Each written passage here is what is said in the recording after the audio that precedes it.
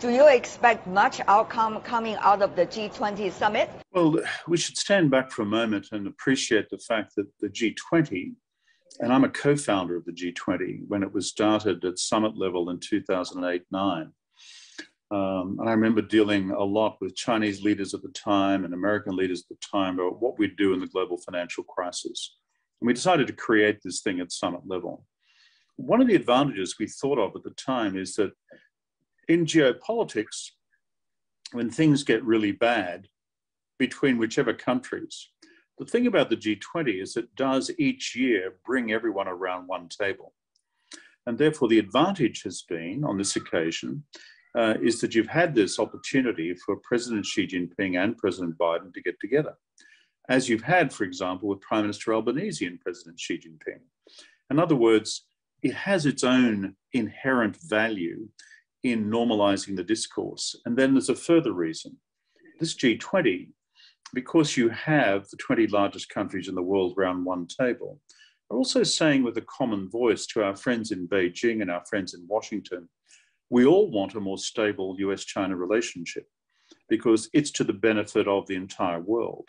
So I think having that as an opportunity where you've got all these leaders from France, from Germany, from the United Kingdom, from India, from Japan, from Korea, from Australia, and other countries, including Canada, around the table, they are all actually conveying a very clear message, which is that we want a more stable geopolitics.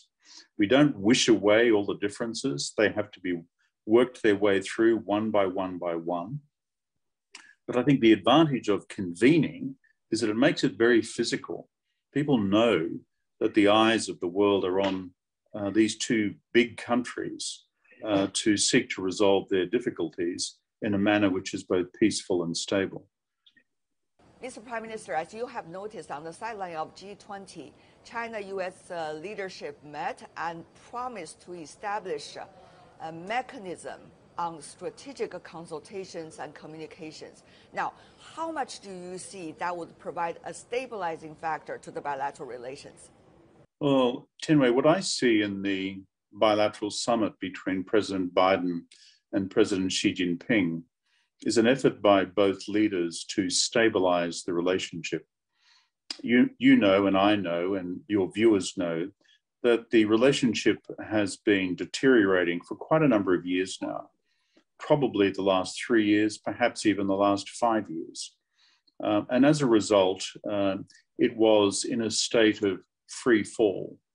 I think what both leaders decided to do with this summit is put a floor underneath the relationship. And I think that is a good thing, to stabilize it. But as you know, and as I know, stabilization does not equal normalization. So therefore, there's still a lot of work to be done, which is why I'm also pleased to see that in the Chinese readout from the meeting, they've indicated that US Secretary of State Blinken will be traveling to Beijing early in the new year to do work in that area of strategic communication that you just referred to. And I think to construct a number of stabilization mechanisms for the longer term. But at this stage, what we've done is open the door to that possibility. Far better that the door is opened, even if not fully opened. It's far better that that's the case than the door remain slammed shut.